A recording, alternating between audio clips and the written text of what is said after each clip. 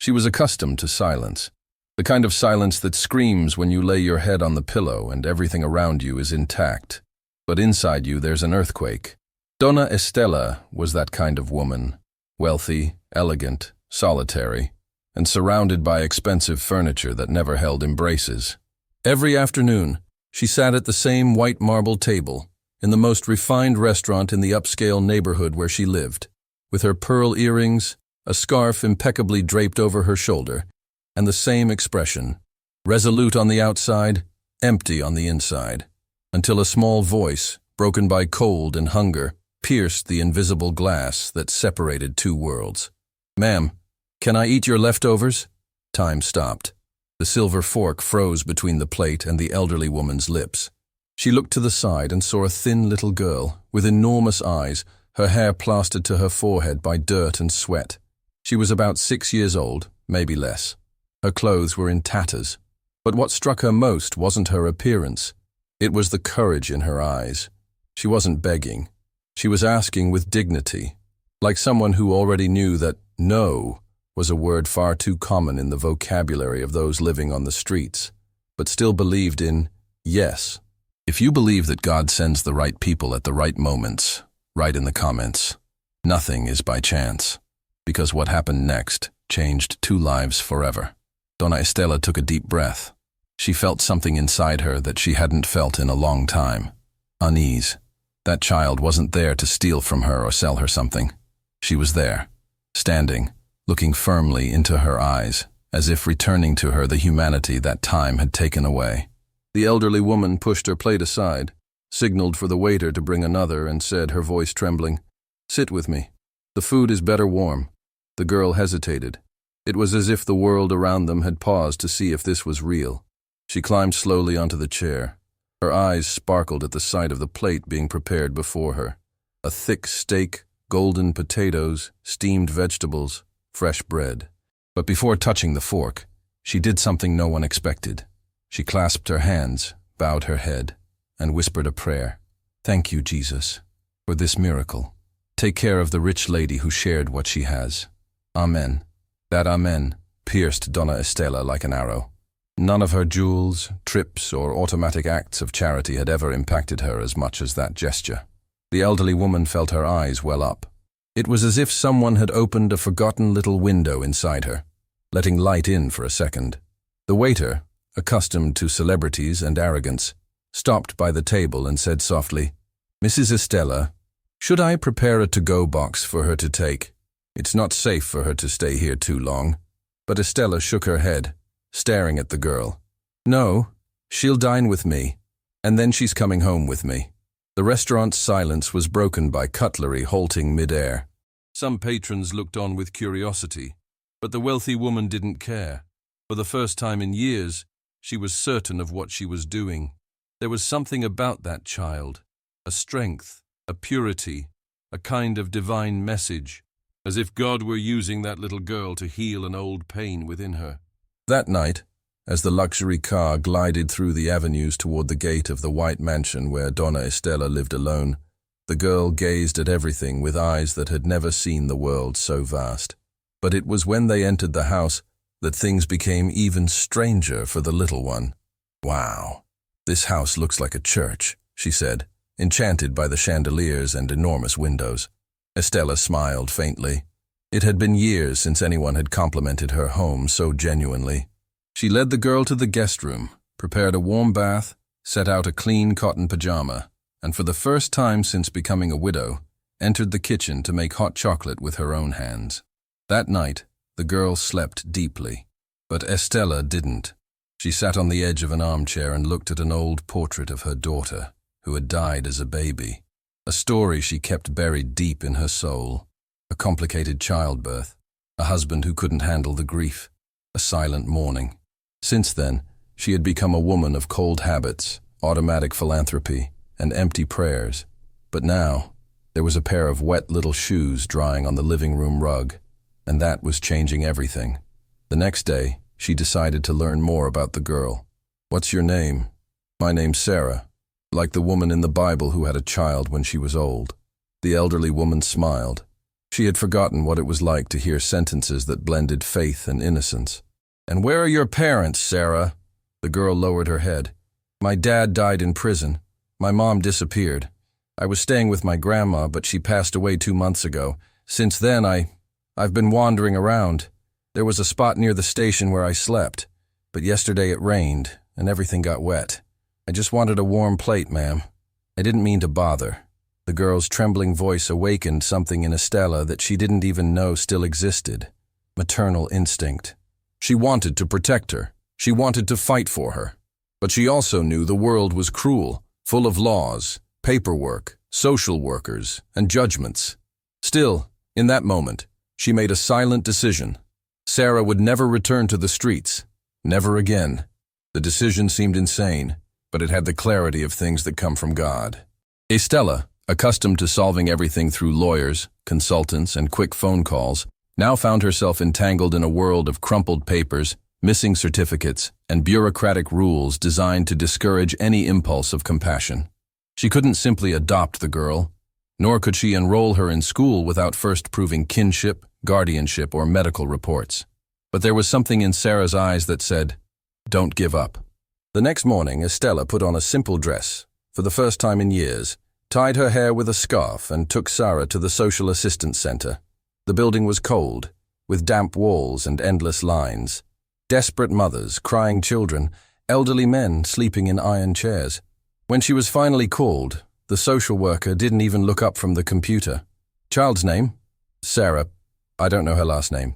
Relation? None, for now." The woman across the desk finally looked at Estella, sizing up her discreet earrings and the designer bag hidden under the scarf. "Are you another one of those rich people trying to ease your guilt? Do you know how many Sarahs go hungry here and no one does anything?" The words hit like a punch. But Estella didn't back down. Her eyes welled up, but her voice didn't waver. "I'm not here to ease guilt. I'm here to save someone. And if I have to fight the entire system, I will." The social worker sighed. She saw something unusual there. She grabbed a form and slid it across the table. "Start by filling this out. But I'll warn you, the process is long, full of steps, and in the end, you might not get to keep her." Estella picked up the pen and began writing. For the first time in a long while, her signature meant something. She was signing for something that mattered, for someone who breathed, cried, and still managed to smile. Meanwhile, across the room, Sarah was drawing with colored pencils on a crumpled piece of paper. She drew a house with flowers, a lady in a pink dress, and a girl with open arms. In the sky, there was a heart with wings. It was the first time she had drawn a home, but the obstacles wouldn't be few. 2 days later, the first complaint arrived. A neighbor, bothered by the child's presence, insinuated that Sarah was there for ulterior motives. Another claimed to have heard the girl crying at night, as if that were a crime. A visit from a child welfare officer was scheduled in haste. Estella cleaned the house as if she were receiving divine judgment itself. She baked cookies, organized the toys she had bought, and gathered the medical exams and everything she had managed to collect so far. But the officer's gaze cut straight to the point. "Mrs. Estella, why would a woman of your age and financial status get involved with a child with no family ties?" The elderly woman smiled, tired. "Because God gave me a second chance, and her name is Sarah." The words lingered in the air like a gentle perfume. The officer took notes and left without saying much. That night was long. Sarah slept in the room next door, while Estella prayed, on her knees, something she hadn't done since her daughter's funeral. She didn't ask for ease. She asked for justice, and if possible, a miracle. The next morning, an anonymous letter arrived. Handwritten, with firm letters. "If you try to keep this girl, we'll expose what you did in the past. The perfect philanthropist has a stained past." Estella trembled. It was true. Decades ago, as a young woman, she had been involved in a financial scandal tied to her husband. To protect her family, she took the blame for something she didn't do. She paid with silence, with her reputation, and with the estrangement of the daughter she never saw grow up. No one knew this, except someone very close. The threat hurt because it touched her deepest wound, but it also reignited her courage. She wouldn't hide anymore. She wouldn't run from the pain, because for the first time, there was someone who saw her for who she truly was, and who, despite all her imperfections, called her kind lady. That's what Sarah said to neighbors and drivers on the street. The kind lady gave me a blanket. She gave me warm rice. She gave me a hug. Hug. A word Estella had almost forgotten the sound of. 2 weeks later, the case exploded in the media. A sensationalist reporter published photos of Estella with Sarah and insinuated illegal adoption. He called her an eccentric old woman and a bored loner playing at being a mother. The story went viral. Sarah was temporarily taken to a shelter while the case was investigated. Estella was devastated. She felt the silence of the house like a divine punishment, but she didn't give up. She hired a young, devout lawyer who said, "Mrs. Estella, I'll only take this case if you have faith, because it's going to be tough. But if you have faith, I'll fight with you." The response was simple. "I've had everything, doctor. Now all I have left is faith, and that's enough." The trial took place on a rainy afternoon. The whole city seemed to be watching. In the courtroom, Sarah, dressed in a little blue dress that Estella herself had bought, looked around, frightened. When the judge asked if she wanted to say something, she raised her hand, and her small voice silenced the room.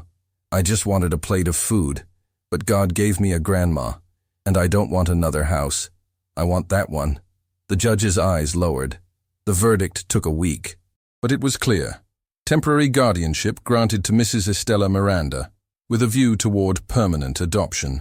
Outside the courthouse, Estella knelt on the sidewalk, embracing Sarah. She cried like a little girl. A crowd watched in silence. Some clapped. Others took photos. But in that moment, nothing mattered. The whole world could watch. There was a woman who had lost everything and was rediscovering her purpose in the eyes of a child who only wanted a chance. Time passed. Not like a gentle breeze, but like a storm that sweeps away what is fragile and leaves only what has roots. And Estella, who once lived in an empty palace, now woke every day to the sound of Sarah's little footsteps running through the hallway. The girl had become the center of a house once silent, and also the center of a heart that thought itself incapable of loving again. At school, Sarah stood out, not for high grades, but for a rare emotional intelligence. Her teacher, observing her drawings and words, once said, "This girl has the soul of a mother. It's like she's already taken care of many people in her life."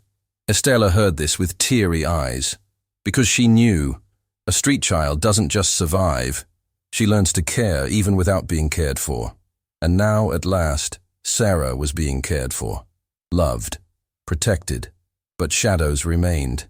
The anonymous letter, the media stories, the suspicious glances at social events. Estella had become a symbol, for some, of madness, for others, of compassion.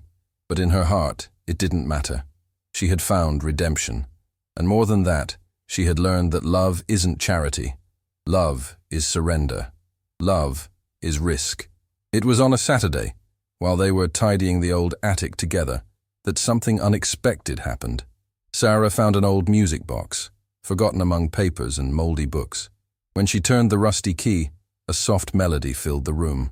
Estella recognized it immediately. It was the song she used to sing to her lost daughter many years ago.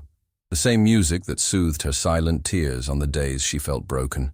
Sarah listened in silence. Then she said, "It sounds like angel music." And then, without grasping the weight of it, she added, "One day I dreamed I was in the lap of a lady singing this song, but I thought it was a hunger dream." Estella felt a chill. That was impossible. Or maybe it wasn't. Maybe God was writing with invisible lines. Maybe the world isn't as rational as they say. Maybe children's hearts have access to places adults have forgotten. She hugged the girl, and there, in the dusty attic, made a silent vow. She would never again let Sarah feel alone in the world. The permanent adoption was granted 3 months later. The judge who signed the ruling held Estella's hands and said, "Few have the courage to love like this, and almost no one has the faith to start over at 78. The next day, Estella organized a small party in the garden. Nothing extravagant, just flowers, carrot cake, and true friends. Sarah wore a white dress with a blue bow and held the same music box in her hands. She played it for everyone to hear. Then she read a note she had written herself. "Before I was just a hungry girl. Now I'm a daughter. And a daughter doesn't ask for leftovers. A daughter sits at the table." The guests applauded with tears. The gardener cried. The cook too. And Estella closed her eyes and let the sun touch her skin. For the first time in decades, she felt whole. But the script of this story still held one final twist.